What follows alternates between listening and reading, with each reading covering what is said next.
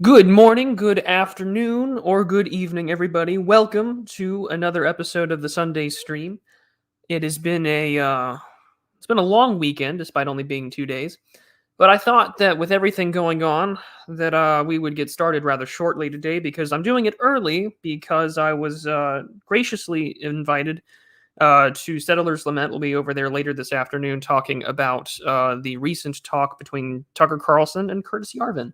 So that'll be a fun time. That's why it's early today. It's usually the only reason why I deviate from schedule is to prevent overlap or, because we have something else going on.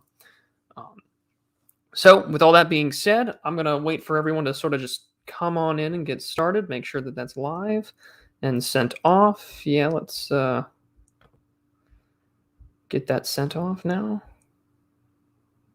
Okay, sorry, tweeted out that we're live, and we'll get started shortly. How's everyone else doing today? How's everyone's Sunday?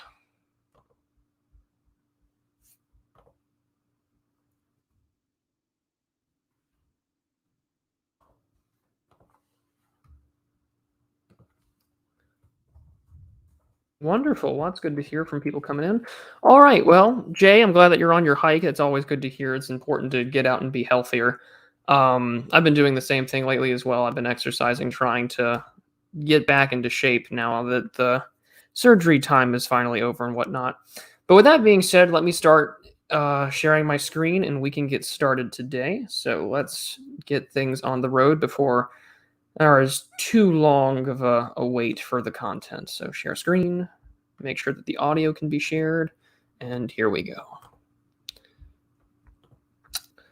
So next week, I know that I've been talking about doing South America for a while, but next week I do have a guy that will be discussing South America with me. And he's got his background and history in that region, so we'll be talking about Mexico in a little bit. So that's next week. But in the meantime, I noticed in the previous streams, and people have been asking if I would do a list of books or a book recommendation video. And so I thought, why not just take all of that and go in one swell swoop and do a stream here. To make things clear, this isn't going to be like my top 10 list or my definitive must reads, but these are books that I have actually read during my time in college or during my time making this channel and doing this show. So there's a lot that I think that you guys can appreciate as well. But with all that being said, let me move on to the next slide here for you guys. So this, like I said, this is not a top 10 list. This is no definitive must-reads. These are just a list of books that I've read personally. I own them, whether in paperback or hardback copies. I do not own any ebooks unless someone sends them to me. I really don't like ebooks. I can't read it that way. I don't have a Kindle or anything. So these are actual books that I've taken the time to, schedule out of my day to actually read. This isn't a top 10. This isn't a list of my favorites or anything like that. These are just books that I think, if you're going to have an interest in international relations, if you want to understand where I'm coming from when I offer these perspectives, this list of books will definitely give you an understanding. But with that being said, there's some also honorable mentions I wanted to include that I didn't put on here. So things like The Prince, Machiavelli, Restraint by Barry Posen. The only reason why I didn't put Restraint on here is that at the end of this month, I am shooting for the 25th, which is a Saturday, so next Saturday. I plan to be covering, well, not next Saturday, but the Saturday after that. I do plan on covering Barry Posen on Prudent Reads with Raging Mandrill, so that'll be a good time. He's the gentleman who recommended that book to me, and it's been a very good read so far. Others include Moral Politics and the ever so famous sort of neoliberal perspective, Why Nations Fail. I think that even if you disagree with them or you're not an advocate for these perspectives, I think it's important that we understand where the other side comes from. It's the same reason why I think anyone on the right should probably read Foucault or any postmodernist work. You got to understand differing perspectives and learn how to synthesize that into your way. So with that being said, what you should expect for today's listed of recommended books for international relations. These are all going to be books that shape my worldview. The first four are going to be about theory, primarily why I view myself as a realist, where I come from in a realist perspective. And then onwards, it'll be like global affairs, more contemporary perspectives, things that try and help you understand how the world works and what people are talking about in regards to the world. Some of these you might have seen before on stream, books that I've talked about, books that I've purchased. I'll give you reasons why you should be reading them throughout each slide and throughout each recommendation. And then we'll finish off on Asia and military strategy.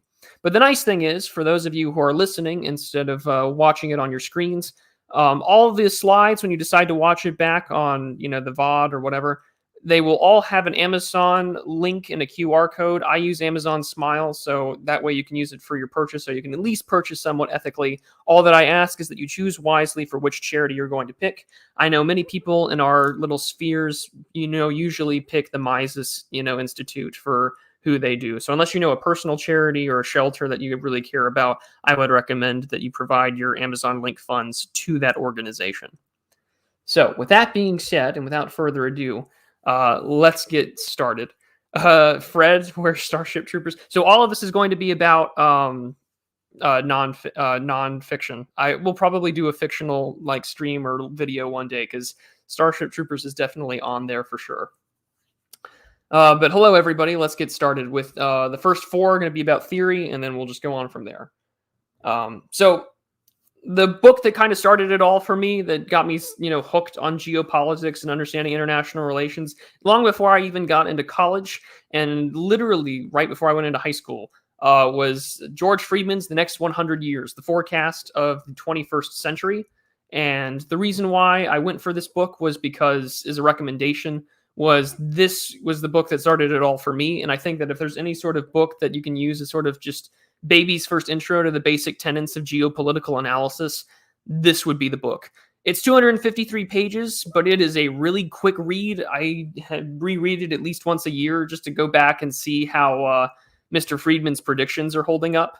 It's a really good one. I highly recommend it, just because there are some very interesting things he talks about, like the 2020s, that he's already made revisions to.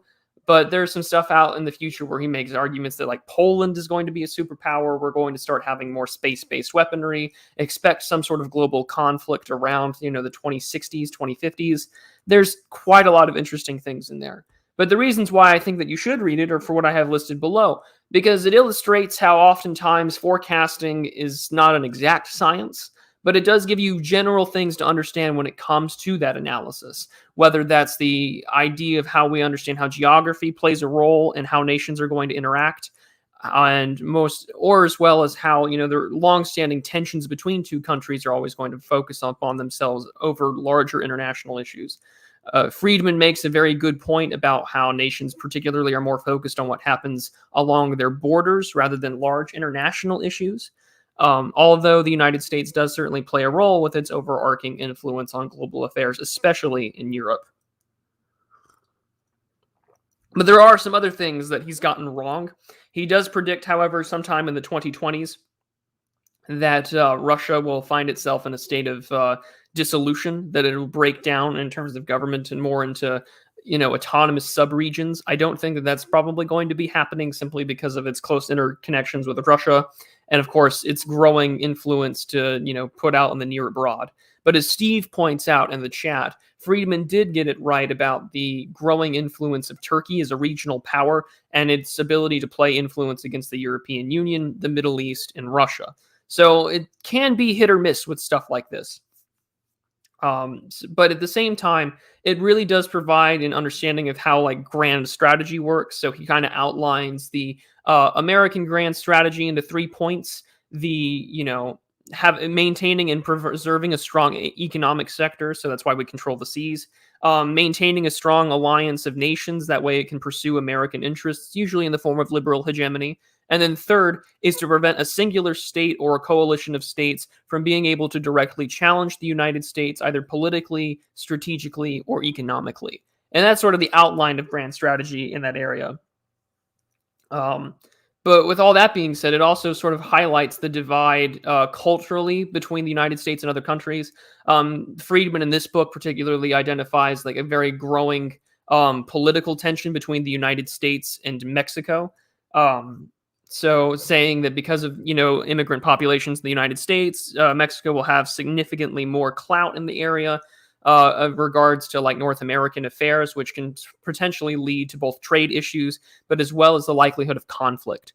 So there's a lot in this book that I think is really worth reading, because it gives you a really detailed look at how people make these sort of analysis and make these predictions, because they're not just based off of, well, I think this. No one throws a dartboard at the map and just goes with it.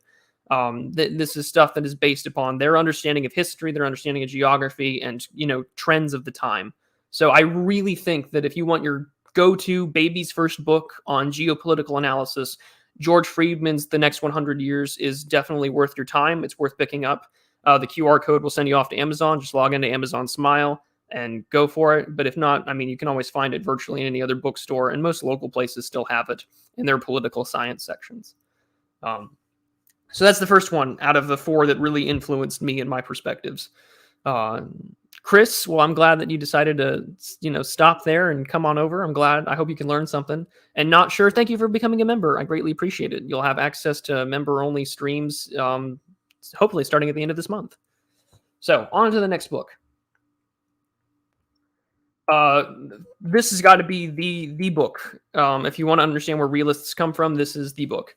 Hans Morgenthau's Politics Among Nations, published in 1948 by Hans Morgenthau and Kenneth W. Thompson. And this book was written shortly after the war. To give a little bit of background, Hans Morgenthau was a jurist. He studied legalism in the interwar years in the late 1920s and 1930s.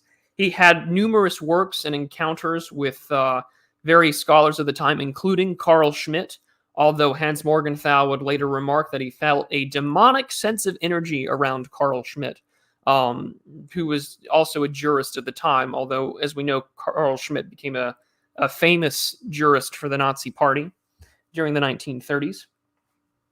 And so hence the divide here.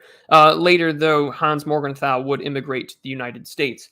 And after the war, this is where the most seminal work on realism comes into formulation in 1948. This is the book that sort of establishes the classical school of realism and international relations. Even to this day, it's required reading in most courses about international relations. This is how I first came a hold of it. I didn't rent my books in college. I usually bought most of them because I did debate and speech in college and high school. So any book that people told me to read or I was assigned in my syllabus, I bought. So this is how my library is so huge.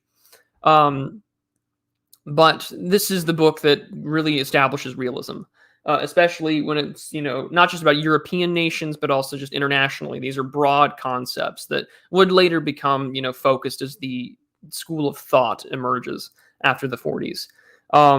So, the biggest thing that he argues is that you need to look at the impact of policy, not necessarily the intention. And we hear this a lot. Especially amongst realists and especially amongst economists, is that you have to measure things by their impact rather than their intention. In this book, Hans Morgenthau spends a significant length of time arguing that when analyzing relationships between states, policymakers and those trying to understand diplomacy between countries should not and cannot afford to reinterpret reality to fit their proposed policy. Anytime that you do that in an idealistic sense, you are most likely increasing the likelihood of conflict between nations. Hans Morgenthau is very adamant that, yes, while motive and ideology do play a role in how statecraft operates and how leaders may lead their nations, it's important that when analyzing these things, one must be realistic and understand that while those are motivating factors, you must understand that nations are going to pursue things primarily in a rational fashion because the cost of war is not something that is worthwhile. A lot of these works post-war, you have to understand, are heavily shaped by the Second World War. This is the most destructive conflict in human history in terms of just the sheer level of destruction. And like with many European writers and commentators of the time, which eventually influences European politics to this day, is about the mitigation of conflict. However, that does not mean that, nations are not going to pursue power. Hans Morgenthau is very adamant that power is going to be a major factor in how nations are going to pursue that.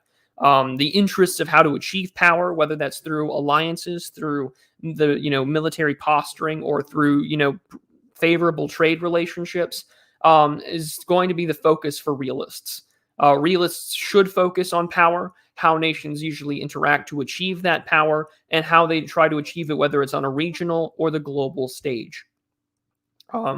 But at the same time, you have to differentiate between moralistic and legal points of view. So legal meaning like what kind of treaties do these nations have? Are they bound by any sort of international governing contract? And of course, the moralistic view is like, what is the ideology of the particular government? Are they moralistic? How religious are they? What are the motivating factors? It doesn't completely knock out ego or motivations or politics, but it's allowing realists to understand that that's only one, facet of how nations are going to interact amongst each other and how we should pursue a diplomatic solution to peace. So if you can find yourself a copy of this, I think it's on like the 7th edition now. I think I own the 6th edition. I don't have it in front of me, but I highly recommend that you read this. It is well worthwhile. And a lot of the points that I mentioned on here are from his 2nd edition of the book, where he sort of just highlights that this is what realism is, and here are the points that we should talk about. Highly recommend this one. And let's see here. Trado asked a question about the last book, so yeah, I can answer that. Did he predict the pseudo-EU Union countries like Poland, Hungary, and that region in general are doing to resist the influence of the European Union? Not as much in the last book about Friedman, but he does mention that Eastern European states feeling the sort of divide between the West and Russia are going to, work closer together to conglomerate power. And this is where he predicts that Poland is a superpower, and along with the idea that he predicts that Poland will have an increased relationship with the United States. So it's kind of hit or miss, but I mean, Friedman really talks about the European Union later in a 2015 book that we will talk about on stream later. So, like I said, this is the, seminal work on realism, and you should really buy Hans Morgenthau's Politics Among Nations. Even if you don't agree with realism, even if you're, old school, like a classicist, or classicist, or, liberal, or, neoconservative, it doesn't matter. I think that anyone wanting to understand international relations a little bit better needs to read Morgenthau. And then next, this book we've talked about on stream before, but I cannot recommend it enough. And this is sort of the book that is one of the biggest influences on my foreign policy and international relations perspectives. And that is John J. Mearsheimer's The Tragedy of Great Power Politics, published in 2001, and is foundational to the school of neorealism.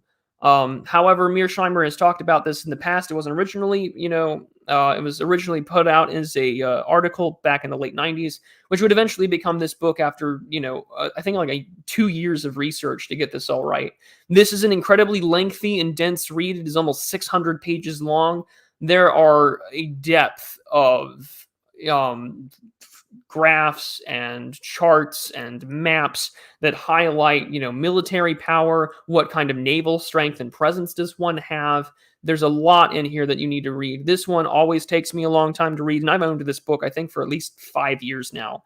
This is the school that, the book and the author that, formulates the school of neorealism, specifically offensive realism. So, within that, there's careful analysis and military strength, and not just recent conflicts. So he does talk about World War II, he does talk about the Cold War, but he does reference things about, European rivalries between, Spanish and English navies.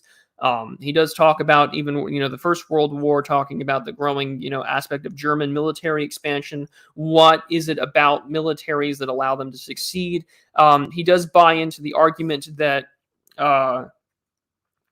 the world is like how Morgenthau believes the world is without a global leader, which does play an interest as to why nations pursue power. Mearsheimer believes, however, as we've discussed on a previous stream, that Mearsheimer believes and offensive realists believe that primarily states, if possible, will seek to have an offensive capability to not only secure that power but to maintain it. Mearsheimer is a writer of numerous other books, including The Israel Lobby, which is one that I'm currently reading through right now. So is Radical Liberation. That's another one that I'm only a couple of chapters in, but I can't recommend enough. But on more focus for The Tragedy of Great Power Politics, one of the things that deviates from, say, a lot of naval, primacists or supremacists about in the importance of controlling the sea, or those who are grand strategists who talk about naval control. What Mearsheimer argues is that, yes, having a navy is important. Yes, having an air force is important.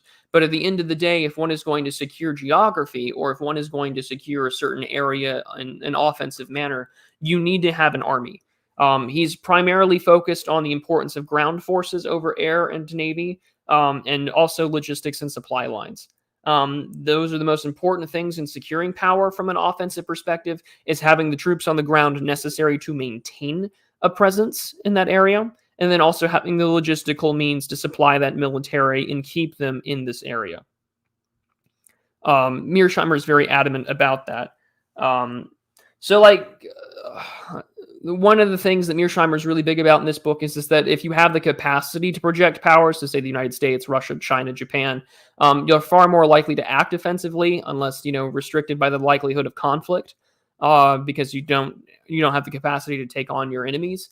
Or more importantly, he also focuses on the fact that those that are either landlocked countries or do not have the population or capacity to do so, it's important for him or those nations explicitly, to sort of formulate alliances, specifically with other organizations that are, militaristic, such as NATO, or, with the Soviet Union post dissolution of the Soviet Union, the CTSO, which allowed a lot of the former stands and near abroad countries to have a Russian Federation security umbrella. So this is the book that highlights offensive realism. And this is the book that, to me, is one of the biggest influences on my perspective. And he does view it as a tragedy, in part because, despite our talks about peace, especially in the post-dissolution of the Soviet Union, where there's that sense of international relations optimism from the United States, there's that pursuing of ideas of human rights and democracy, it's not necessarily going to happen because nations pursue power. So even though at the moment when he's writing this and he's analyzing the 90s, right after the Soviet Union falls, there's this American primacy and it's a unipolar world. The tragedy is that is not for long, and other powers will rise, and that inevitably sometimes, and he believes, will be conflict. So King of Games asked me, what is like a classical school for IR? There's a lot of classical schools. There's like there's like classical realism, which is more of the Morgenthau stuff. But I mean, for international relations, like being a classical one would just be trying to take a look at how other nations interacted prior to, say, like the Westphalian system. That's how I understood it. But yeah, and as Trado points out, it's like the New World Order, and Mearsheimer points out that that's not really going to happen as nations pursue power. But yeah, this is my go-to book that I refer to back when it looks at just sort of the foundational stuff of the IR and geopolitical analysis. So this book I will probably cite ad infinitum when we do these streams on Sunday. So on to the next one. Another one that we've covered on this channel before, but I can't recommend it enough, especially if you're a new subscriber. We did talk about it very early on in the channel a year ago, would be Samuel P. Huntington's Clash of Civilizations.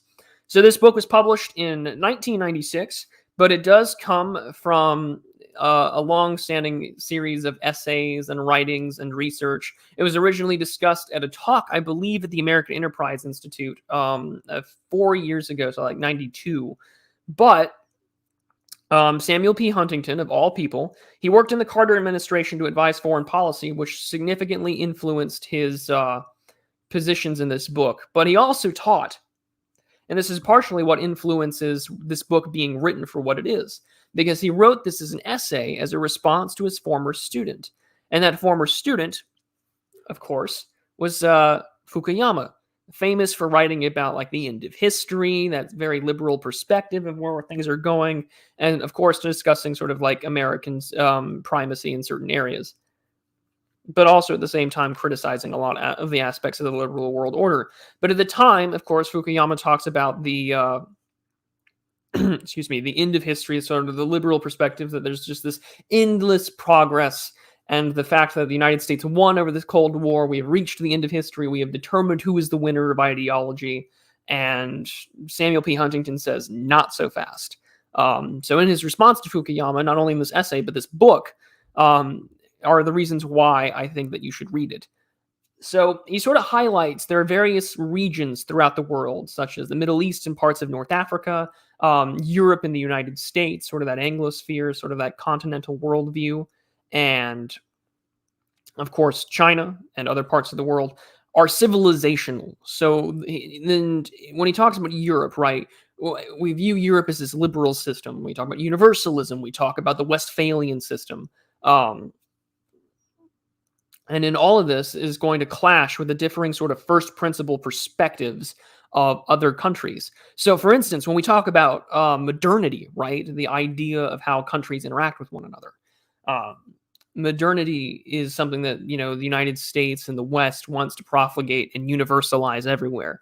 And one of my favorite phrases that he puts about there is when he talks about the clash between Islam and the United States and the West. Is that for the West, the world should be universalized through modernity. And then Islam's perspective is that no, we don't want to, be universalized by modernity. We want to Islamicize modernity, make, the modern world compatible with our interpretations of Islam. And these first principle clashes of what makes us the West, or what makes the United States, versus, say, what makes Saudi Arabia, or what makes Israel, are important when trying to understand how the world gets along. And he talks about this, for example, he talks about the United States' relationship with Japan. Despite the post-war liberalization and reconstruction, there are, cultural differences that are just tantamount that, the United States can't bridge the divide for. And there are very much two sovereign nations because of these civilizational differences. It's sort of like I've mentioned it before, but I've always viewed the book as just understanding there are global first principles that we cannot get over. And he sort of begins to discuss what he predicts in 1996 to be the most likely sort of relationships between various countries. He thinks that Africa will probably get closer towards the Middle East, towards the world of Islam. The United States' relationship will probably deteriorate. So there's definitely a lot in this book that is worth reading. I cannot recommend it enough. And we've done a previous Prudent Reads episode on this if you want to go more into detail. But I highly recommend reading this, especially if you want to reference someone who worked in the Carter administration, to reference Oswald Spengler and talk about how the United States and its effort to liberalize the world has taken away state functions away from the state to nonprofit organizations, NGOs, and private corporations. Huntington's argument about American collapse is something that he was talking about, 25 years ago. So I cannot recommend this book enough. And I'm sure Mr. Mandrill in chat can also recommend it as well. He was with me there on Prudent Reads as well. So yeah, highly recommend this one. I cannot begin to express it enough as to why you should. So, sipping my coffee, and let's see here. Let's take a look in the chat real quick. Marat says, my main issue with that work's approach is what X civilization essentially seems to be a byproduct of historical evolution rather than being a set of first principles. Well, I mean, I can't really speak for Huntington here, and unfortunately he's no longer with us, but my argument would be maybe steelman it, would be that historical evolution is what defines our first principles. Morality is set by an example. Tradition is what, allows us to function throughout time. But I can see where you're coming from. And I mean, history does play a role in this book as well. If you read it, you can definitely see where the historical stuff comes in. But I view it sort of as that history shapes tradition, which shapes our first principles, which shapes the differences between these two countries. But yeah, it is a really good book. I cannot recommend it enough, and it gives me a chance to shill Prudent Reads and take a look at that stream, because it was a very good book, and I highly recommend it. But with that being said, those are the 4 books that are the sort of foundation for how I view things on international relations. I think that these are really important books to read, even if you don't view yourself as a realist or a structural realist. If you have differing views on it in, how you view the world, maybe you're, not from the Western world, and that's perfectly fine. Then by all means, you should read these for these perspectives. They are a little Western centric, I'll admit that, but that's how it is. Shrouded Hills, I don't know how he died, but considering that he died of old age, or he was significantly older, I don't think he died of Huntington's disease. I know that you're going for irony there. But evening all, so let's continue. So the next ones are sort of about global perspectives and, sort of contemporary works. We've talked about Henry Kissinger just last week, but this book is more recent. It was published in 2014, and it's Henry Kissinger's World Order. And it is an incredibly dense but also very personal read because, of course, Henry Kissinger, whether you love him or you hate him, he's definitely got a lot to say from his time, both in the Nixon administration, advising various presidents, working as both, an educator, speaker, consultant. I mean, the man's he's almost 100 years old, and he is still putting out content, and he is still putting out work to this day. I mean, just a few months ago, he was talking about how the Biden administration should approach the Chinese. So there's a lot of personal perspective in this book that is one of the reasons why I recommend it, because if you want to hear how someone on the inside really looks at the world and looks at how, certain parts of the world govern, then this is the way to do it. And considering the last book we just talked about was Clash of Civilizations, what a better way to have a shot in Chaser than to take a look at what, Huntington talks about and then what Kissinger is describing here. So Henry Kissinger is sort of examining how the world governs itself and how the world orders itself in terms of what systems it operates on. This is an examination of structure. And he talks about 4 particular structures throughout the world, primarily the largest powers within the global stage today. And the 4 here that he talks about is that, Hector says all I got from reading. Well, we'll get into that. I mean, he does talk about it. But he talks about the 4 systems of the international order, particularly American liberal democratic hegemony, which is a phrase that you'll hear a lot, especially in the coming weeks on this stream and when we review Restraint. The Westphalian system of Europe, although Russia is not necessarily included there. Political Islam is a factor in the Middle East. And then, of course, the Middle Kingdom idea, or what we call central, being sort of the center power, the center of attention, the center of the world of the Chinese system. And he sort of goes into depth about how these clashes. And especially how a nation should understand how this operates, whether it's for future statecraft or for governing in the international system, whether that's through diplomacy or through military force. The reasons why I recommend this book is not only because it provides an excellent sort of historical account, especially of the Westphalian system and America's, political system of statecraft, but also because Henry Kissinger builds upon previous works that he's done. In college, Kissinger was talking about, Clemens von Metternich and the European Congress system. He's very much well aware of how that operates even today, along with the Westphalian system from the Peace of Westphalia. So there's a lot in there, I think, that if you want to understand how the Western world operates, there you go. But he also does an excellent job, of course, talking about China. So I think that it's a lot interesting. It's very interesting considering his perspectives working as a statesman, working, years before, as we talked about last week, between Buchanan and Kissinger, about opening up relations between the United States and China and understanding those relationships. And as we've talked about last week, he is very not as hawkish on China as, many on the right or many realists of in foreign policy would be. He is far more conciliatory, or at least amenable to understanding that China is growing. This growing pressure is most likely going to increase the likelihood of conflict. It is to happen. And he breaks down these systems and how they interact. So I think that this is one of the best books that you can buy to couple with your reading with Huntington's Clash of Civilizations. And so QR code is there. And probably when this video is done, I will update the description to add some links in case you don't want to buy it on Amazon. I'll try and find alternative ways that you can purchase it. Let's see here. Hector says, all I got from reading that book is that Kissinger is a slimy character and paranoid about cyber attacks. He does talk about cyber attacks quite a bit in the book, and he's been adamant about cyber warfare at least for, 10, 15 years now? But the paranoia has been around since at least his time in the Nixon White House, and even before that. Paranoia with Henry Kissinger just has never left him, even now in his old age. But yeah, this is a 2014 work. It's relatively recent. It's a dense read, but I highly recommend it. And then the next one about perspectives and understanding history as well as just a contemporary claim is the 2016 book, Flashpoints: The Emerging Crisis in Europe.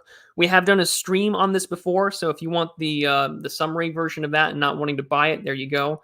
But it's a very quick read. There's quite a bit of maps in there, but it's still something that I think that you can get through within a week or a few days if you really dedicate yourself to it.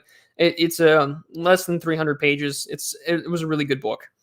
But the reasons why I want to recommend this book is because his argument is claiming that the EU will eventually not be long for the world. And I know that this book is now 5 years old, and it doesn't seem like the EU is going anywhere, especially after the wonderful crisis of Brexit and doing their best to make sure that it didn't end well for the UK and making it hell for them. So every other nation with a Eurosceptic, movement is essentially looking at UK as the example.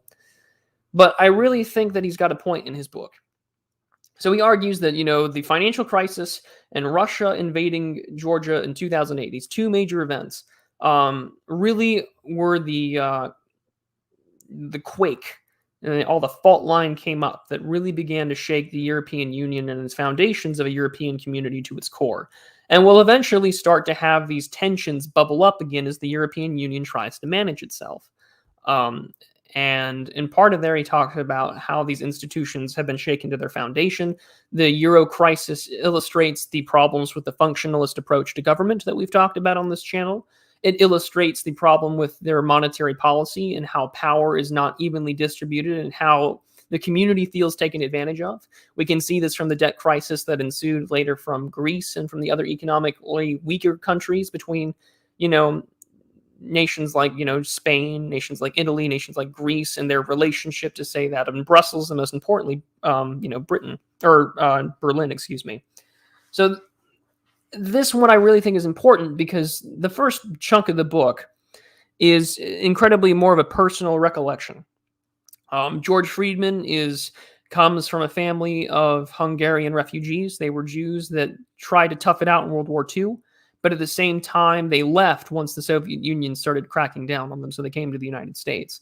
And very similar to people like Bernie Sanders, they grew up in Brooklyn, they grew up in the New England part of the world, and Friedman became a definitely one of the more prominent scholars in international relations. He was the founder of strategic forecasting, which he now no longer does. He now does his own paid projection service and consult service called geopolitical forecasting.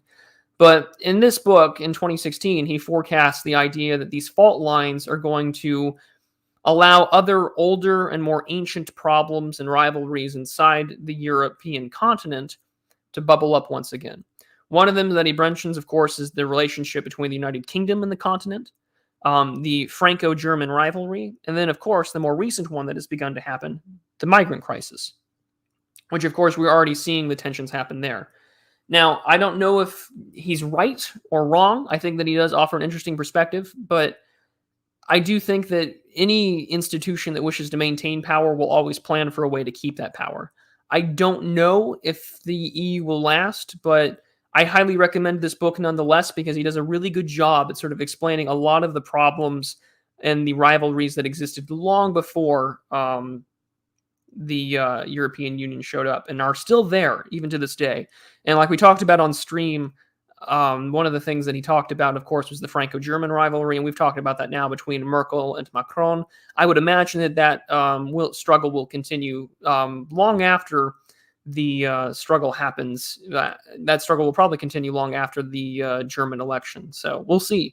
And in fact, that's a great way to plug in the German election stream. I will have 3 wonderful Germans and then myself talking about the German election, its results, who won, who lost, and what the geopolitical implications are, as well as what's happening there. So that's happening on the 26th, the day of the German election. But yeah, I can't recommend this enough. And of course, the QR code link is there on the screen if you're listening. But let's see here. Laszlo, thank you for €4.99. Thank you. I appreciate it. Just to show my support, recommended read, Imperium USA by Danielle Gassner. Don't know if there's an English translation yet, though. Read it in Dutch. Let me take a look. We can find out real quick, Laszlo, because that was a look. Thank you for the super chat. I appreciate it. I will look it up right now. Let's see here. Imperium USA. See if it's in English. No English translation yet, although it is both in Dutch and in German. So there you go. But hopefully it will happen eventually. If not, I can just probably go through and work it myself to translate it or something. I know a few people that speak German. Let's see here. Melphis says Europort here. Collapse of Spain isn't anything bad. If anything, they need another civil war for a new Franco or Carlist war. Let's see here. I could imagine the EU to survive as a post-liberal entity, but it's probably doomed from the start. But yeah. But thank you for the recommendation. I'll probably try and find a way to get it translated. I can read a little bit of German, but I probably don't want to torture myself trying to read a lengthy book like that. But okay, on to the next one, because I think now we're going to be on to Asiatic affairs. Yeah. So this one was recommended to me by a professor of mine. This wasn't for a class or anything. It was just a recommendation. I had grown close to him. I took him for a few elective classes along with my basic history stuff. And if you'll permit me, I'll deviate a little bit because this professor, he's no longer with us, but he lived an incredibly long life into his late 90s. He was still teaching when I was in college, and he was late 80s. But he was a Japanese immigrant to the United States after World War II. And he was alive to see the bombs drop as a small child. And I took him from one of my favorite classes in university I've ever taken. It wasn't an international relations class. It wasn't it wasn't any of my basics or anything like that. Or it wasn't even my independence studies class. It was Japanese, the Pacific Theater in World War II. And he was teaching it. And what I loved about it was that he was offering the Japanese side for virtually every battle, every, cultural issue, all the propaganda. And oh man, did he have some fun things to say. He should have said before the bombs were dropped, he said the Japanese should have sued for peace so they could have kept Manchuria. And he went on this lengthy screed about how he hates the Chinese. And here I am listening to your uncle say something really distasteful about certain people at Thanksgiving dinner. But it was just really lovely to hear this guy spend half the course hour talking about how he can't stand China, how Japan should have done X, Y, and Z to gotten a better situation after the Battle of Midway because the Navy was decimated. I loved that guy. I think I took 3 or 4 classes with him. He was one of my favorite professors in college. So yeah, he recommended me this book, and I bought it literally the day after on Amazon when he told me to buy it. It was published in 1997 by Walter Lefebvre, who's a historical writer. And this is more about history than it really is international relations. But I think for anyone who wants to talk about international relations or geopolitics, you need to understand the history of the region and the history of the relationships between countries just as much as you need to know about what the current goings-on are or the history of the last 5 or 10 years. Knowing how long these countries have interacted with one another will help you have a much greater understanding of how policy is determined in the present day.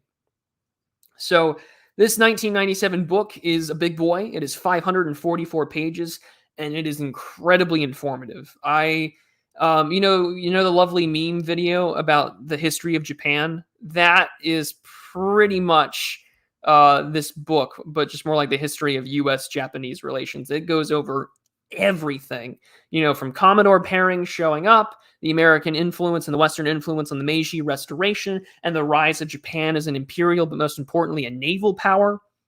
And then, of course, talking about the pre-war aspect, Japan flexing its imperialist muscles during the First World War, taking German islands. And then, of course, the pre-war aspects, American sanctions on essentially limiting Japan's access to oil, forcing it really in a direction about trade, leading to conflict. And then, of course, post-war reconstruction, its pacifist constitution, which ironically Lefebvre talks about, or coincidentally, I should say, not ironically, coincidentally, Lefebvre in 1997 is writing about the aspects of Japan returning to some kind of non-pacifist stance in the military. which of course Shinzo Abe tried for as long as he was in office to sort of change and amend the Constitution to sort of make it no longer a self-defense force, but to have offensive capability. And Michael, yes, I will update the description in the video after the stream to list all of these books. So I will have a list, and if you would like, I can also have a Amazon link accompanying all the books as well. So yeah, I will make sure to do that. King of Games asked me who my favorite military historian writer is. If I'm going to be if I'm going to just like be biased, I really like Shelby Foote for his narrative of the Civil War. I liked his fictional work Shiloh. But at the same time, I really enjoyed, I guess for like, it's more biographical than it is military. But I really enjoyed Ron Chernow's recent biography of Ulysses S. Grant. This is the same guy that wrote Hamilton's biography that got turned into a musical, which of course they conveniently left out all of like the based bits of Hamilton in the musical. But hey, what do you know? But his writing on Ulysses S. Grant was really good, and I highly recommend reading that one. I don't know if I really have a military historian writer that I really enjoy, though. I just kind of pick up things and I go for it. But if we're going to talk about fiction, I think I've read my fair share of Turtle Dove novels, that sort of alt history, alt military conflict stuff that's always fun to listen to. But I don't have a favorite one. But I can recommend to you, of course, Walter Lefebvre's The Clash between sort of the West of the United States and the long-standing isolationist perspective of Japan. There was definitely a time about Japanese nationalism that gets discussed, sort of Japanese nationalism and its political destruction at the end of the war, but Lefebvre sort of leaves off talking about how it's most likely going to eventually resurge. But yeah, this is a really good book that sort of explains U.S.-Japanese relations. And if you really want to understand how that relationship is going on to this day, this is the book to do it. But with that being said, now that we're on the subject of Asia, this one is more recent. I got this in my last year of school. This is China-Japan Relations in the 21st Century, Antagonism Despite Interdependency. It's edited by Lam Peng-er. It's not a singular author. It's a collection of pieces and essays. And it provides perspectives from both Japanese and Chinese writers, although I think it's majority Chinese. And the reason why I recommend this book is because it provides sort of this odd perspective, although I really can't trust it being this sort of optimistic one, especially from the Chinese writers. But it talks about how the fact that these nations, despite their antagonism, in the modern world, especially in the 21st century, there is that economic interdependence between the two, and especially between, mutual trade from a variety of countries. You have the Association of Southeast Asian Nations. Of course, you have Japan being a prominent ally of the United States in the West. And in turn, Japan, of course, is its own global economic, or it was considered by many this rising economic superpower. Of course, until it really hits its financial issues in the 90s, which it is yet to recover from. But this clash of national interests, the variety of the writers talk about, is discussing how the antagonism of national identity and history, specifically the anti-Japanese sentiments from the Chinese, is discussing how that shouldn't happen and why there should be a stronger diplomatic relations between the two. To me, this feels like a very soft propagandistic piece from the Chinese writers, in the same way that like reading Xi Jinping's like 2014, plan for China has this really soft language in the English translation, but you can clearly tell what the end game is or what the goal is for. But yeah, there's a lot going down between these two. The relationship here, saying, since trade relations and diplomatic relations have been easing up since 1972 because of the United States easing up relations between China and the West, that, their economic analysis, shows that they should be closer together. And it really provides an excellent way for sort of this imperialist, these Chinese ways of trying to bring countries back into their sphere of influence. But at the same time, it's done with, economic analysis, political analysis, historical analysis, analysis of military strength, where they get along, how their cultures are somewhat similar, while at the same time and realizing that their national identities are vastly different. So it's all over the place, but it's something that I recommend reading, especially just to get the Chinese perspective, because you really don't get that out there enough in an English translation, aside from the occasional op-ed or some sort of institute with some sort of Spocks for the government. But to me, as an academic work, I think this one's really interesting.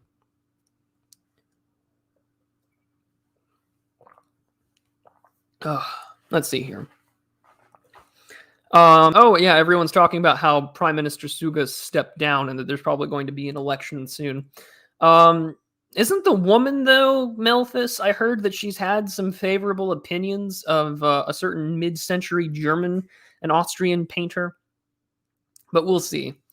But yeah, the faction that Abe led inside of the LDP right now they're all feigning for leadership, and the LDP is the same thing as sort of like the PRI in Mexico. They've held power for forever. We'll be talking about Japan in a future stream, trust me, because I have a subscribe star backer who lives in Japan that is adamant that we talk about it, especially with the election. So we'll be discussing that. But this book in hand offers a lot of Chinese perspectives on how to sort of bring China and Japan closer together. But anyways, with that being said, the last one, I believe we're on to we're second to last one, is Dale Copeland's Economic Interdependence in War. So I bought this one not too long after we talked about economic interdependence, and it was a relatively brisk read. But Copeland had an article long before he wrote this out as a book discussing economic interdependence and war. One of the biggest things that he discussed in this one, of course, is the argument about the realist and liberal divide over how we handle, economic interdependence and trade and how one leads to conflict. The realist perspective states that, the closer that you are economically interdependent with one country, the more likely you are to try to secure your own resources and your vulnerabilities, thus leading into conflict. Whereas you sort of get the McWorld kind of, capitalist / democratic peace theory argument from liberals, and I don't mean that like leftists, I mean that from the liberal perspective, the neoliberal viewpoint, about how becoming economically interdependent, you're sort of, moving and leaning in towards that Kantian idea of mutual, beneficial, anxiety, where one would be anxious to make sure that, they get what they want. That way the other side is anxious to get what you want. Thus, because you're so close together, you're so dependent upon one another, why would you go to war and lose out on having these resources that you benefit from, whether that's goods and services, human capital, or, facilitating trade routes and agreements within those specific countries.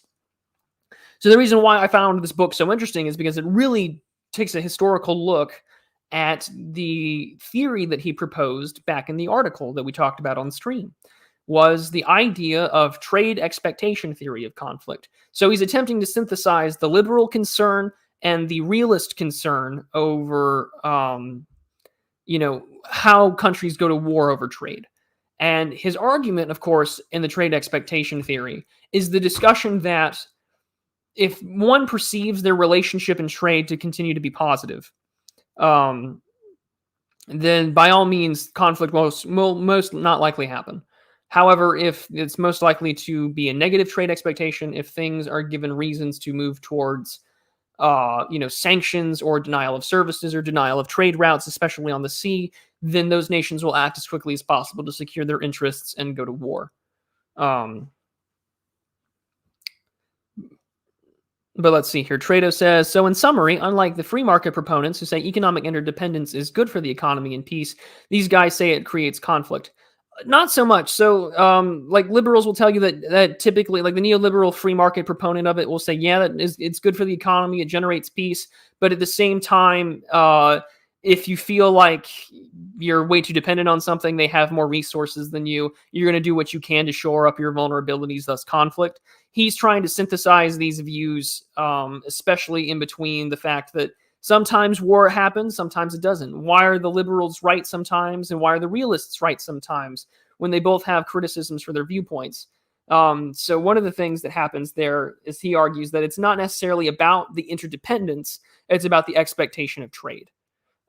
So when we talked about earlier in regards to China-Japan relations in the previous book, these two couple really well together.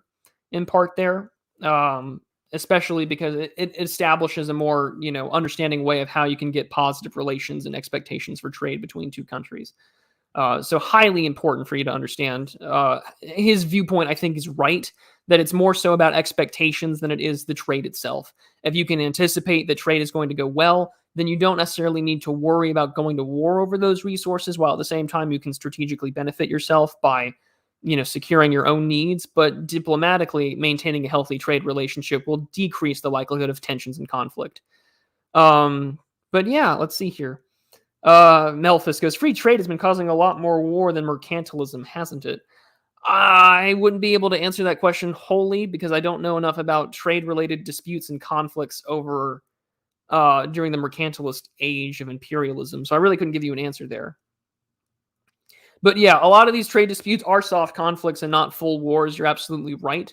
But it does sort of lean into the sort of economic materialist lens of how wars start. And he's sort of trying to identify what aspects of those materialist concerns cause conflict, especially when we're talking about, well, if they have trade relations between these two countries, or they're hoarding resources, what do we need to do to protect ourselves? Do we need to institute a blockade? Do we need to hire privateers? So there's a lot of stuff that privateering actually gets mentioned a lot in this book. So there's a lot in here that discusses what aspects of war started, because he mentions war, but he also mentions sort of the disputes, diplomacy, and also one-off military conflict historically. But yeah, there's a lot for it. So I recommend this one. It's a really good one. Let's see here. 73 Elephant says, ironically, a book was published in 1914 that argued the opposite, and it won a Nobel Prize for Peace or for Literature. I forget which. I said I'll have to look that up, 73 Elephants, because I would like to read something that contrasts with it. Let's see here. Bass Boss.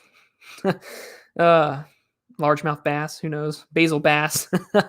But he asks, is the case of China, where labor is their primary resource, a unique case? Be a good point. I wonder. I mean, in comparing interdependence and war with, say, the U.S. and China, right? Labor is a primary resource. I mean, we're more inclined to offshore, but I thought, 73 Elephants wasn't, sorry, Base, I'll get back to you, but yeah, now that I see that in chat, I thought The Grand Illusion was published after the war. But about China being the primary resource for labor, potentially, because China is acting in a way where it can secure itself resource needs elsewhere, such as the Belt and Road Initiative trying to get access to Iran, Pakistan, now more recently Afghanistan, while also harassing sort of the Association of Southeast Asian Nation States with their navy, trying to get more trade towards them, which they've moved towards that area, the same with the Philippines. But no, that's a really good point. But keep in mind, one of the resources that China does have besides labor as a primary resource is the components of their dominance of the rare earth mineral market, which you need rare earth minerals for electronics, for virtually all aspects of military equipment, especially for ordnance these days. So there's a lot there. So I don't necessarily labor is probably, human capital is probably their primary resource, but keep in mind access to rare earth mineral markets would definitely be there in mind, because that's vital for any military. If anything, you might see a conflict happen there over our rare earth minerals, not as necessarily human capital, because really, if necessary, if a nation were to go to war, the Bo Burnham joke is like, what is war good for? It's increasing domestic manufacturing. So when you can't be dependent upon foreign markets in a conflict, especially between state actors, you have to rely domestically. So maybe the human capital option may not necessarily be the sole resource to worry about there. That's a good question, though. Bolero says, Peter Zeihan thinks that the Belt and Road is a boondoggle and that rare earth minerals are not rare. Don't have any idea what the truth is. They're not as rare as you think. It's just the United States doesn't mine for them due to environmental regulation. So we are more dependent upon, foreign production than we are anything else. Yeah, we don't mine it locally, as Tom points out, because environmental soy boys. Sure, we can go for that. But the more I hear, at this point, does he have a blog or a website that someone can just tell me about that? I'm just gonna look it up right now because I don't read Peter Zeihan, and people tell me that I should. Does he have a website? Please tell me. Oh, he does. Wonderful, great. So I'll just have that in a tab so I can read that later. Let's see here. Fishy Frenzy asks about how does IR tie with the general decline of civilization? Have you done a video on how reactionary ideas tie in with international relations? I have not done a video yet, Fishy. I am working on it because I've thought about this and I've sort of been toying with the idea of what a reactionary foreign policy would look like. So it's something I've definitely considered. So don't worry. But on to the last book for today's stream.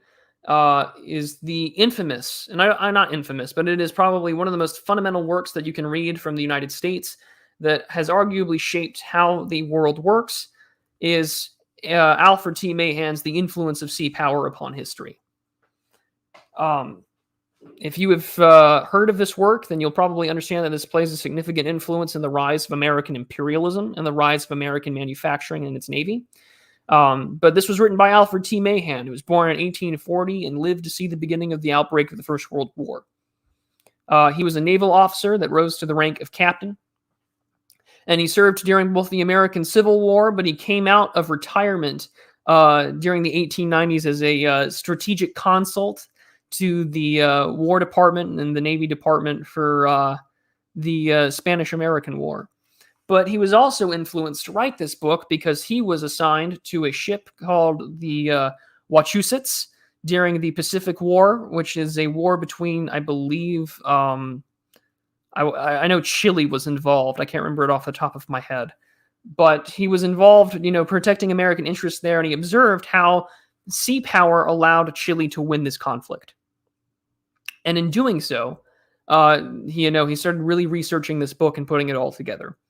And, he put it out, and this was the book that really begins to shape both American but also international foreign policy when it comes to the military, because sea power, of course, goes from 1660 to 1783 in this one section, discussing how important the Navy is for European conquest, European imperialism, European colonialism, and how it plays a role on the world stage.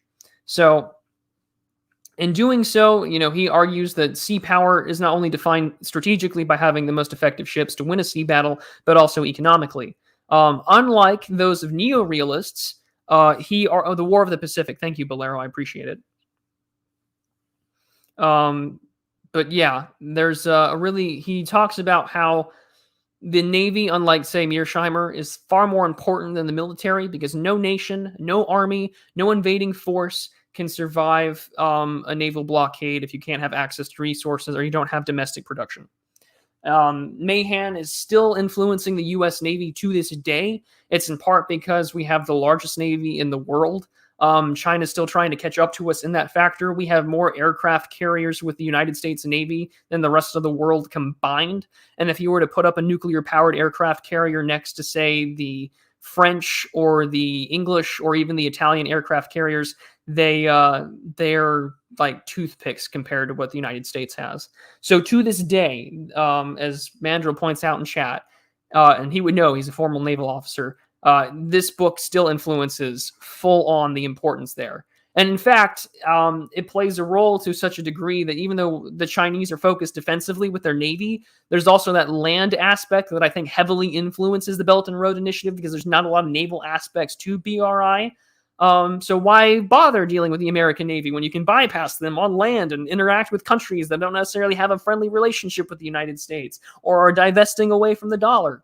And in fact, as King of Games points out, this book not only influenced the United States, but it also influences Kaiser Wilhelm to build up the German Navy before World War I, which is one of the other factors that leads out to some of the most famous naval battles, like just the Battle of Jutland in 1916. So this book influences not just the United States, it influences France, it influences the United Kingdom, it influences Germany, and it influences Russia and Japan.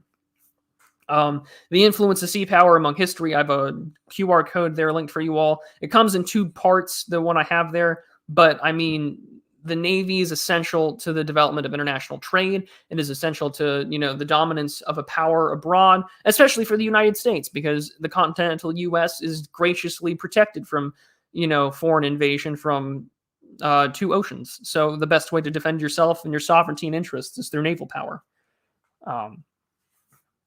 So yeah, this is how it would happen. And this is how the Navy doctrine of the United States is still fundamentally shaped to this day by this book. I own a copy of it from a buddy of mine whose dad was a military historian. So I'm very blessed to own it. It is lengthy and has a lot of secondary sources, a lot of military reports from foreign countries, a lot of letters from Navy captains during this time, especially from the English. I cannot recommend that you read this enough to have a strong understanding of military and most importantly naval doctrine in the turn of the century. I think that this book had a significant influence on both the First and Second World Wars for the United States, but also for European powers and how their navies are forced, or how their navies are manufactured and how their forces are deployed. Highly recommended this work. It is one of the most important ones out there. But let's see here. But that concludes the 10 books that I had for you all today. We went for about an hour now. There's a lot for us to cover. I just gave you very general descriptions. I'm not going to tell you everything. It's a book report. I don't want to give you the play-by-plays for all of them. Some of them we've talked about before, but I really want you guys, if you're interested in knowing more, these are the 10 that I would recommend. I've personally read them. Highly recommend them all. I really think for their perspective, their theoretical background, and the sheer amount of history that you're having, I cannot recommend it enough. But let's see here. In chat, Steve is telling me Hector Charles Bywater predicted war with Japan and how the U.S. would respond almost to the year. I'm going to have to take a look at that. And then let's see here. Nicholas Spikeman also built upon Mahan's ideas. I have not heard of that name, but I will definitely look it up. But now that we're at the end of the stream, we are now at everybody's favorite part. We just did a lot of laundry list of just books that you all should read. I feel like I'm giving you guys homework. I hope I'm not. You should enjoy these reads. You should enjoy them as much as I have.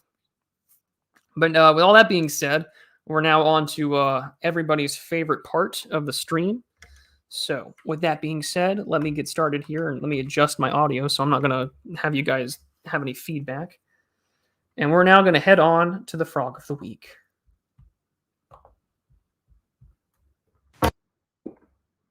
Oh no, audio's not playing. That's not good. There we go. I got it updated.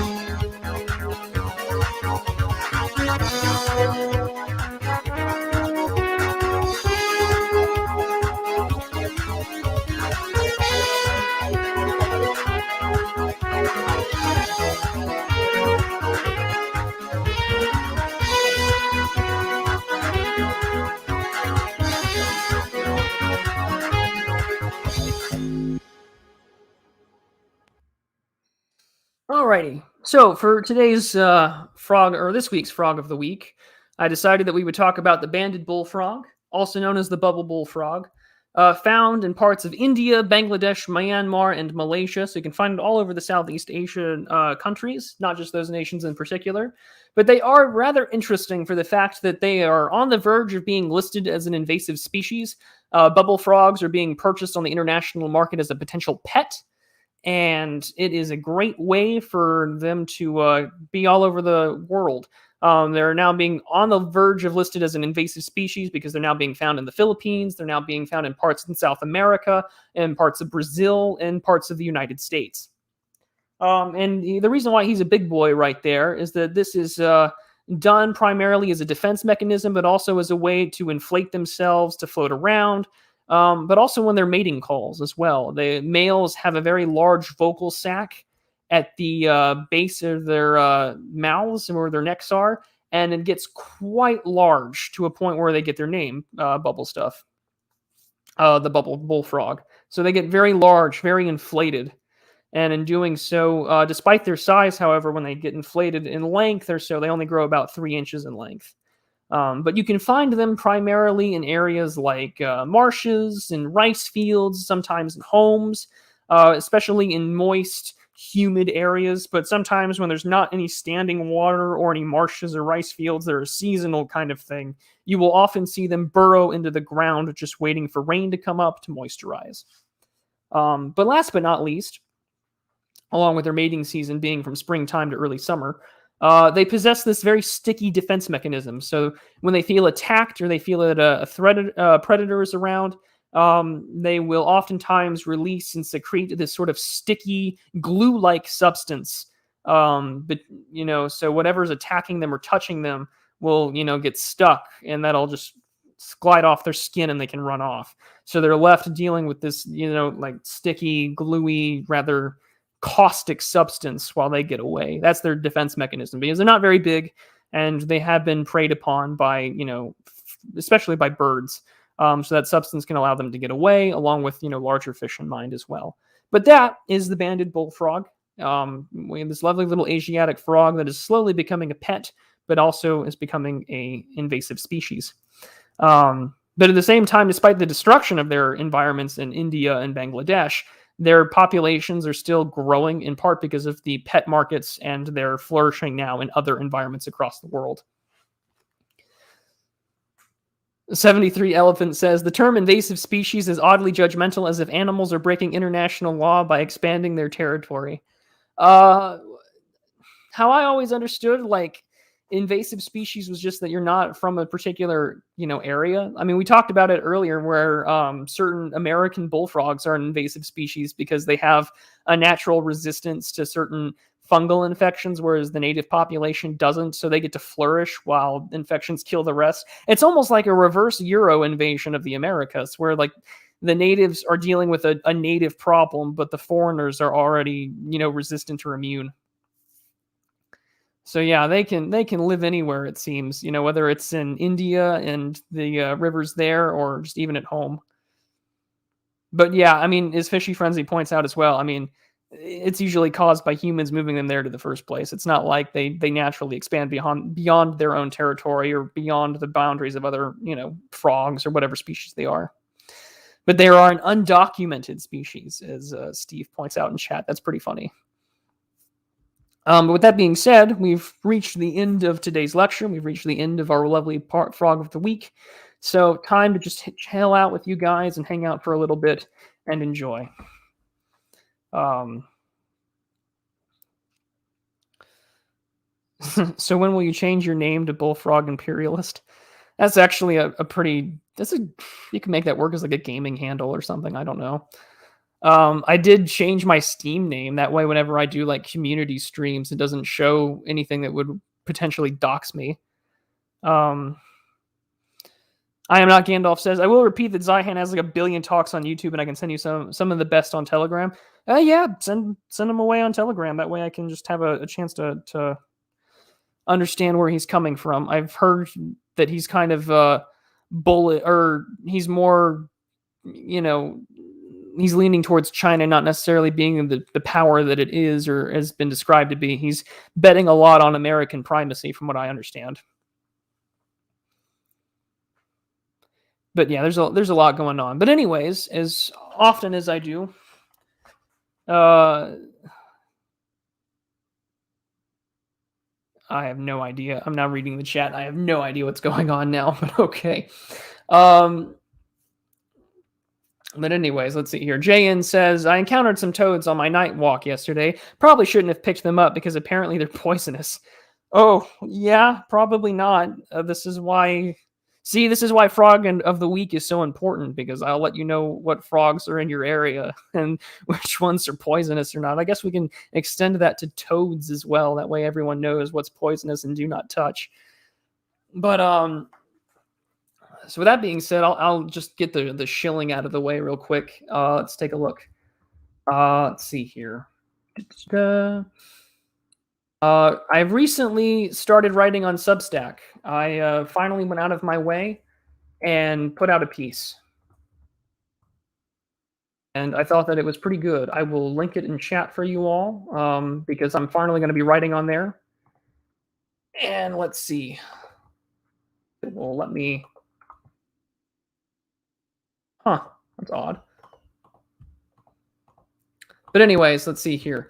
Jedi Knight Anakin Cringe Watcher for $5 US. Thank you. When do you think China will invade Taiwan? I think they're waiting for Biden to mess up domestically and invade when he's at like a 39% support in poll. I don't. Let's see. I mean, between the Japanese making the claim and their defense minister making the claim that they'll do what they can to defend Taiwan, and that the Taiwanese issue is already difficult for the United States, because I mean, as we talked about like last week, you've had foreign policy realists and sort of the Machiavellian style, like Kissinger and others, talk about how they're not too concerned about Taiwan. They're more amenable to the Taiwan issue. The problem is, though, is that the right is going to be um, fervently in the pro-China camp, and I don't think that you're going to see a pro-Sino sentiment officially from the Democratic Party.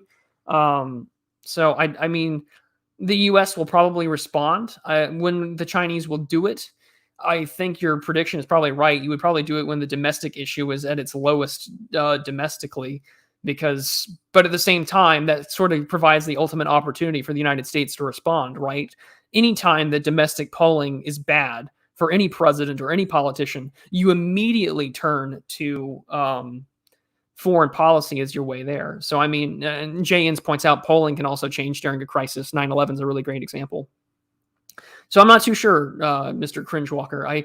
I would suspect that if they were to do it, it wouldn't be anytime soon, because keep in mind, China's made announcements about building its navy, but they don't fully anticipate for it to be readily up and available towards, I believe, until late next year. So I do think that if they're going to do anything like that, they would probably wait until naval forces are a little bit stronger than what they currently have. Let's see here. Would any sort of military action of that scale shatter the international illusion and basically end the globalist order? No, fishy. And the reason why I say that is because, for the same reason I view sort of like the clash of civilizations is really important to my worldview, is that the United States and Europe, despite Europe sort of getting closer towards, the Russia, or being more friendly with Iran or China, I do think that unless you destroy that governing ideology of the U.S. in the West, I'm not too sure. In part because the globalist order of the West, as we see it, it wouldn't destroy it. If anything, it would probably make them double down. I don't see that necessarily being what would destroy them. I mean, unless the Chinese won, then that would probably put an end to who the international leader is in terms of how we look at the world order and world leadership. I'm kind of reminded of what Yarvin said the other day on Tucker Carlson, where he's just like, go up to one of these, State Department Foreign Service guys and ask them what the difference between global leadership is and global domination, and just watch their head spin. That's kind of what reminds me thereof. But yeah, there's a lot there. I think that they would wait, Cringewalker, for sure. And I mean, for the globalist order, if the Chinese were to win over a war with Taiwan or virtually anything in their interests against the West, especially the United States, I think that would probably shake that globalist foundation to the core. You would probably at that point just get globalism with Chinese characteristics. In referencing the Next 100 Years book, Shrouded Hill says, surely Russia would dare risk a war with the upcoming superpower Poland. Well, keep in mind, in Friedman's book, he makes this bizarre prediction that sort of like Russia falls apart from its government and it sort of like becomes this Balkanized parts of Russia. I don't think that's going to happen anytime soon. I think Russia has done a lot to try and secure their interests from a civilizational perspective, or at least Vladimir Putin's trying to. So who knows? Oh, wouldn't dare. Okay. That's probably important. Wouldn't dare risk a war. I don't think they would, in part because of how the United States has troops in Poland to act as a strategic tripwire, the same way that we have troops in South Korea to act as a strategic tripwire. Yeah. Europe is done with America. No, that's the funny thing, Felix Knight, is that that's this great poetic irony that during the Trump administration, you had, people like Merkel and others sort of reassure themselves that this might only last 4 years. So we're not going to have our relationship with the U.S. strained so much. And with that being said, what I find funny is that like what really cuts or what puts the nail in the coffin is the whole Afghanistan thing, where Tony Blair's calling Biden an imbecile. Russia and France have called him out on it. I really do think that there's a lot there. To sort of be the nail in the coffin. And again, that's why we're seeing a closer relationship with Russia. Germany has definitely done it with Nord Stream 2. We're seeing more open relationships when it comes to China and 5G. The United States' effort to sort of counter that with the argument about Huawei being the primary contractor that really only worked with the UK. There's a lot of issues there. So who knows?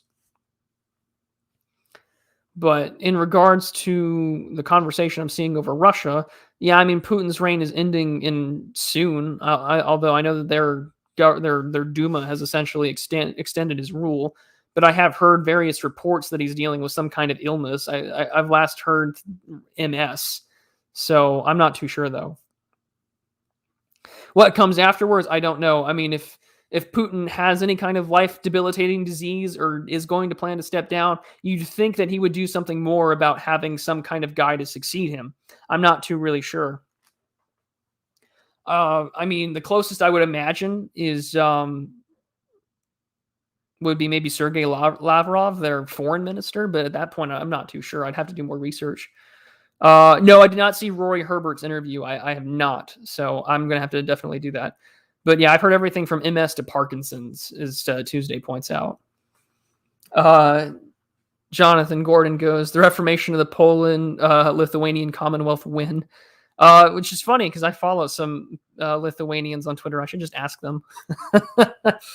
I just start posting that and ask. But yeah, as Steve points out, when it comes to like the American relationship to Europe, it's the lack of consultation, coordination with the West has been nothing. And so that's what killed the U.S.-European relationship, at least temporarily, if anything. But yeah, Melphis points out the Duma has indeed made him basically leader for life. However, his successor is still up in the air or quite possibly hidden behind backstage in true KGB style. Yeah, I mean, I think that would be the smart thing, right? It's not announce your leadership, especially after the whole Navalny bit and all of that attempted color revolution in Russia. I wouldn't do it either. I'd definitely keep him hidden. That's a really good point, actually. Why make your successor public? But yeah, and Felix Knight makes another good point as well, that Russia will do fine after Putin because of the oligarchs. The wealth in that area is still fine. So yeah, no, those are all really good points here. So with that being said, I'm going to do a little bit of shilling now for you all. So let me get everything set up for that, because I do have another stream later this afternoon that I'm looking forward to. So I don't want to be here all day talking. Not that I love chatting with you all. I just have things to prepare for. So like I mentioned just a second ago, I do have my Substack finally up and going. I am writing on there now. So let me share that all with you. So it's just the prudentialist.substack.com. I put out a piece yesterday talking about the last 20 years and what's happened and what's changed and what to expect from government. I was sort of clashing with Yarvin's idea that fifth turning, the next revolution or the next regime hasn't happened yet. And here I sort of argue that happened literally right after 2001. So I think we're already living in that fifth American Republic of decentralized, bureaucracy, incredible state power, more power to the executive, not as much as the legislative, with the public-private distinction destroyed. But yeah, I'm going to write a piece on here once a month on either international relations or culture or something that I've observed. So I'm going to be writing here as well. So I highly recommend that you subscribe there. And of course, I'll put them out on Twitter and on the YouTube notifications as well for you guys if you're not subscribed. So yeah, another avenue for me to work on. And that's something I'm really happy with. I'm glad to finally be writing. But on top of that, let's see here. I'm also, of course, if you'd love to support the channel, the best ways to do that are in the links in the description down below. If you want to enjoy a cozy chat with the community, there is always the Telegram chat option linked down below. There is, of course, merchandise featuring the ever so wonderful Frog of the Week mug that I'm so thankful for, and I'm drinking my coffee out of right now, actually. And then, of course, last but not least, YouTube memberships, super chats, and Subscribestar. And Subscribestar is really what keeps me going. So with everything that's going on here in the United States medically and with my own medical condition, I'm very thankful for everything that you guys do. because all of this money, I don't keep it. It doesn't go into a bank account or anything like that. It's just, the Prudentialist on Subscribestar. I pay for my anti-rejection medication with this. And I'm using some of the funds to buy new books for Prudent Reads. And most importantly, I'm saving up with some of the money for a laptop eventually, because the one I've had this thing before I went into college. So it's a miracle it's been alive this long. So yeah, I'm definitely looking forward to getting a new piece of tech. But this is where all of the funding goes. I don't get to keep it. The ad revenue I use to help pay off some of my insurance stuff. But yeah, let's see here throughout what you guys have been saying. The Russia stuff is really good talking there. I might have to do a Russia stream in the future. Felix Knight says you should do more stuff on America's screw-ups in the Pacific except China, Prudentialist. Yeah, there's some issue. There's some definite mess-ups and strategic blunders that we've made. I want to do an overview, and I might do this with the Japanese Subscribestar backer when we talk about the Japanese politics. We might talk about some of that, Felix, as well, especially with the books I've just mentioned. I might bring that up this too. But no, you're absolutely right. Especially the more recent ones I can think of have been in the Philippines. Our attempts to have a relationship with Vietnam. There's a lot in there. But with all that being said, we're heading up towards the end now at the 90-minute mark. So those are the 10 book recommendations you have. If you haven't had a chance to, if you've just been listening or watching, don't worry. I will update the description with all 10 books and where you can find them. And with all that being said, I will see you all later this afternoon over at Settlers Laments channel. And I will have a new video out this week as well. And with that being said, I'll see you all next time. Be prudent. I love you.